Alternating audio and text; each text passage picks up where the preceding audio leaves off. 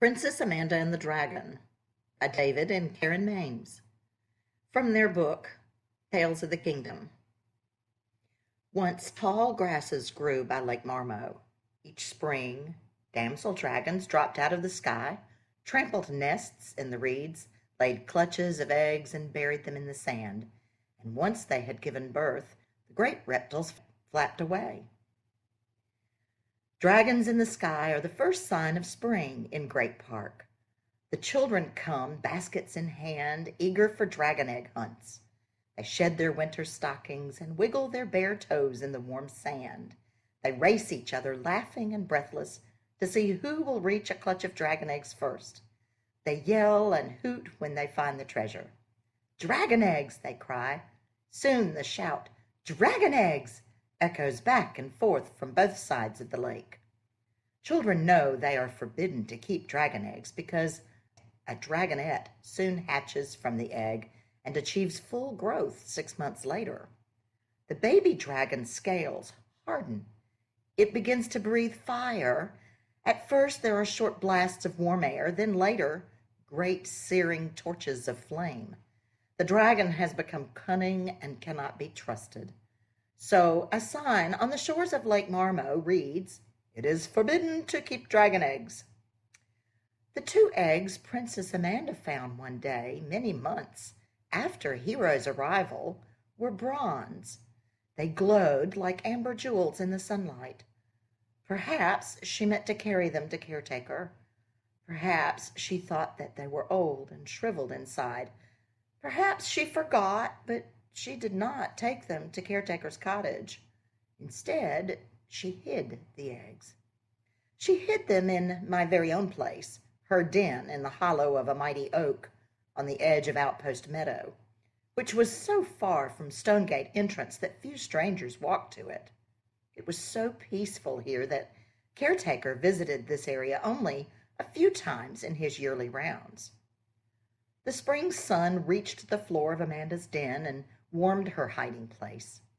Soon, one egg rattled when the princess picked it up to inspect it. Obviously, there was no life inside, but the other one began to crack. By mid-morning, a dragon hatchling pecked its way out and left the shell. The baby dragon squawked for food. Its long neck bobbed and weaved. Its feet pattered back and forth, running to keep up with its huge head.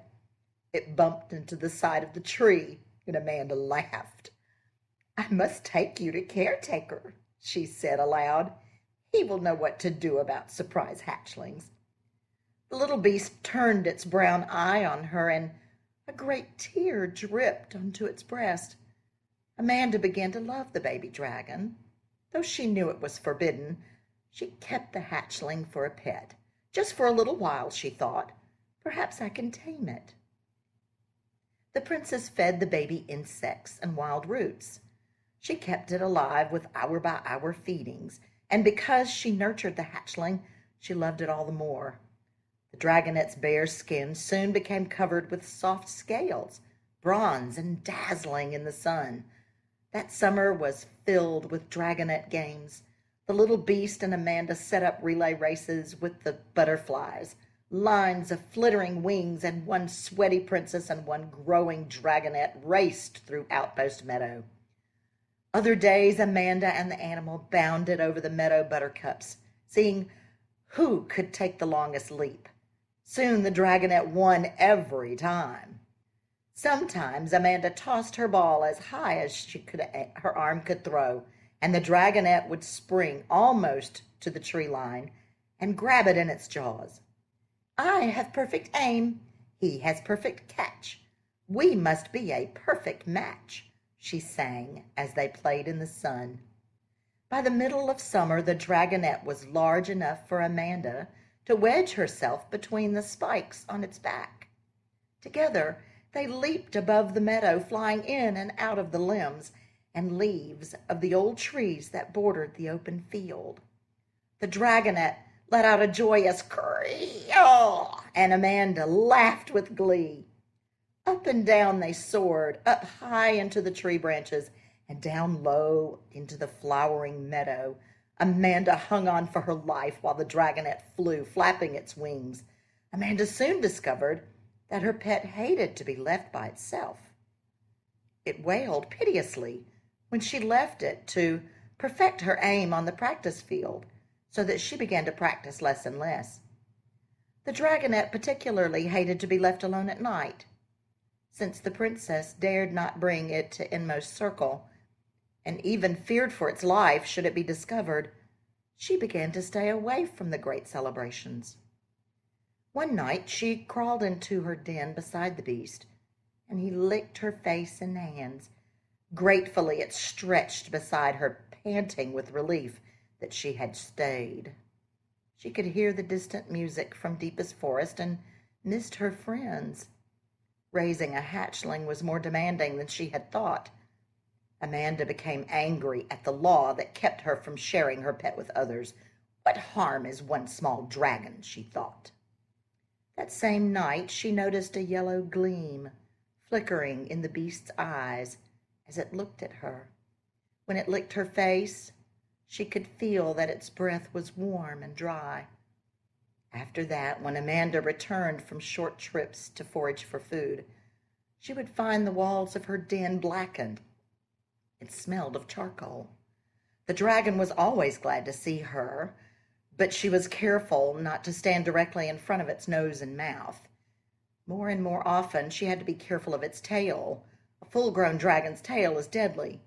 Its powerful sweep can move boulders or knock down medium-sized trees or cripple a man or kill a princess. Once, when she wanted to hop on its back for a ride, the dragon leaped up without her. "Hurry-ow! Hurry-ow!" Its cry became defiant as it shot a flame in her direction. For the first time, it had willfully disobeyed her. As each week passed, Amanda laughed less and less. One day, after racing the dragon through the forest, she left it napping in a sunny glade and returned to the hollow tree, just as Caretaker was backing out of it. His sapling hat pulled out of the hole like a cork out of a bottle. "What is wrong with the inside of my very own place?" he asked. "Amanda, you haven't been lighting fires, have you?" "Oh, it's been that way a long time," she lied. "I don't know what caused that. Maybe burners were here last winter." Amanda wished Caretaker would stop wearing that ridiculous tree for a hat. How could she have ever thought it so wonderful? Caretaker stared at the dirt in front of the den. He pushed it with his foot. "Ever see any dragons around here?" he asked quietly. "Dragons?" answered Amanda quickly. "Not now. The season for dragons is over." Caretaker didn't say a word, but began to walk down Meadow Path. "You old fool," thought Amanda. It was then that he stopped and turned and looked at her sadly. "If you ever need me, Amanda, just call." Caretaker gazed at Amanda for several long minutes, then turned around again and went on his way. The next day she hid the dragon in another part of the forest. When she returned, it was Mercy who sat outside of her den. "She's the ugliest woman I've ever seen," thought Amanda with surprise. She dreaded talking to her. Why don't they just leave me alone? "Amanda," Mercy called with a sad smile. "I saw you before I heard you coming. Whatever has happened to your laugh?" Amanda did not know how to answer. Had she changed? Everything looked different now.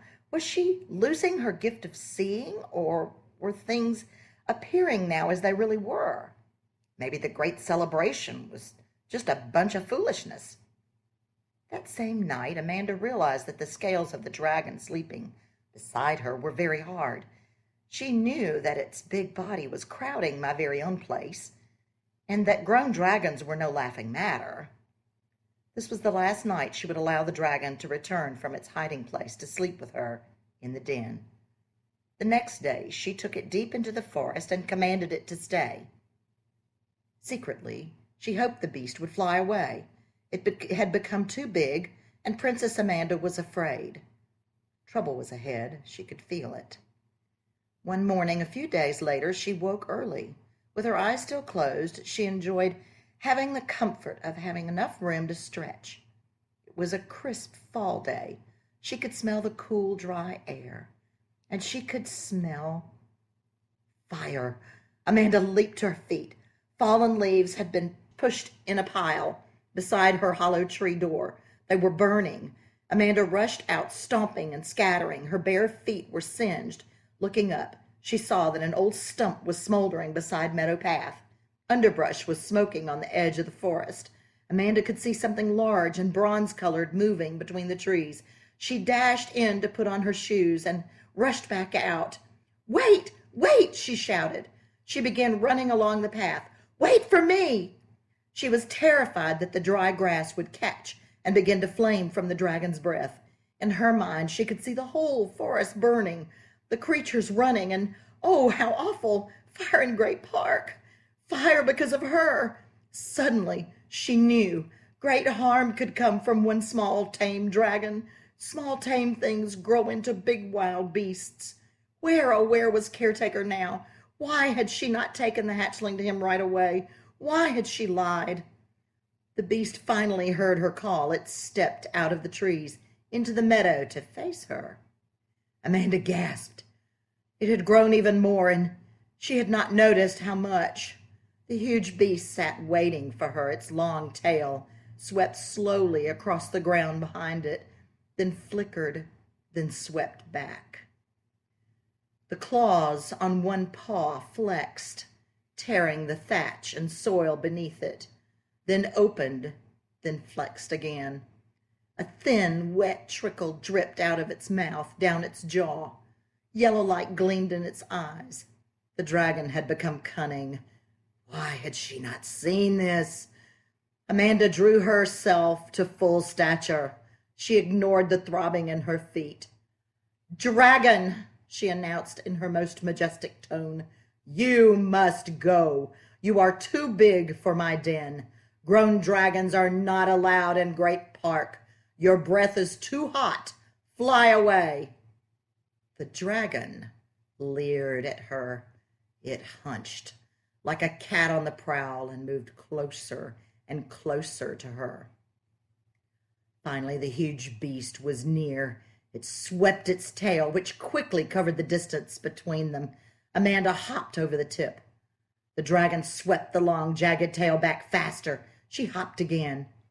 It raised its head and blew hot flames onto the grass behind her. She could hear the vegetation crackling. She could feel it beginning to burn. She turned and stamped the fire out. The dragon breathed again, more fire. One small princess cannot put out all the fires this one large dragon starts. The dragon breathed again. The flames licked her clothes, her hair. She slapped at the fire with her hands. She rolled on the ground. She could see the great beast inching closer, flicking its tail, the yellow light growing brighter in its eyes. Amanda backed away. She knew it was useless to run. The dragon always won the races. "Oh, help!" she cried. "Caretaker! Caretaker! I'm too small for this terrible dragon. Help!" Suddenly, she scarcely knew how, Caretaker was standing beside her. He must have come bounding the moment the flames had begun. "Kill it! Kill it!" Amanda screamed. The great beast began to lurch. It raised itself on hind legs and roared. Flying flames filled the air. "No, Amanda," said the old man. "I cannot kill this dragon. Only the one who loves a forbidden thing can do the slaying. You will always hate me if I do it. Only you can slay this dragon." Caretaker pulled his woodsman's hatchet from the silver belt around his waist. He held it erect before him. He lifted his eyes to the sky. "In the name of the king, Amanda, for the restoration, you must slay the dragon." Caretaker tossed the hatchet directly overhead.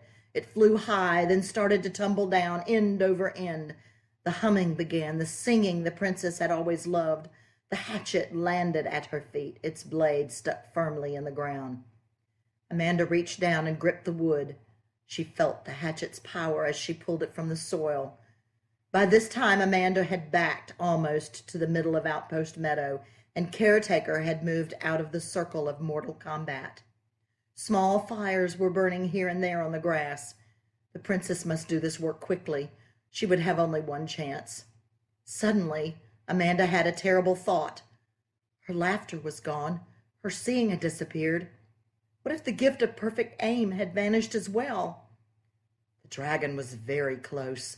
She kept an eye on its tail. Though she had kept the beast alive, she knew it wanted to tear and devour her. The tail moved. Amanda leapt over it. It swept back. This time Amanda was ready. She whacked the huge tail with her hatchet. Hooray! A long piece wiggled on the ground, oozing green dragon blood. Perhaps there's hope, Amanda thought. That was pretty quick aim. The dragon cried a terrible "Creel! Creel!" not so much from the pain as from rage. It reared back on its hind legs, opened its mouth, and let out a fiery blast that caught Amanda full in the face. She could feel the hot flames licking her hair, her clothes. "Now, Amanda," called Caretaker. "Now or never." She took careful aim, raised the hatchet, sighted the bare white part on the breast of the weaving dragon, which was the beast's only vulnerable spot. "For the king!" she screamed. "For the restoration!" Strength filled her arm. She let the hatchet fly. At the same moment, the beast roared again. It caught Amanda's leg with the bleeding stump of its swishing tail. She went down onto the grass, but Amanda's aim was true. Caretaker's hatchet hit its mark, and the great dragon came crashing down upon the little girl. Green ooze splashed over Outpost Meadow and covered the princess. "I am dying," she thought. "I will smother under this dragon's heavy body." Amanda felt Caretaker's hand touch her arm. Slowly, ever so slowly, the old man raised the edge of the great dragon hulk, just enough so that Amanda could inch her way along the ground to freedom. Then Caretaker cradled the child in his arms in the middle of Outpost Meadow and wept. Amanda's hair and eyebrows and lashes were burned into crinkles. Her clothes were charred. Her face and feet were all blisters and boils and soot. She was covered with dragon's blood. She looked like an outcast. But Princess Amanda had won the battle. She had slain the dragon she loved. So the princess discovered that when one loves a forbidden thing, one loses what one loves most.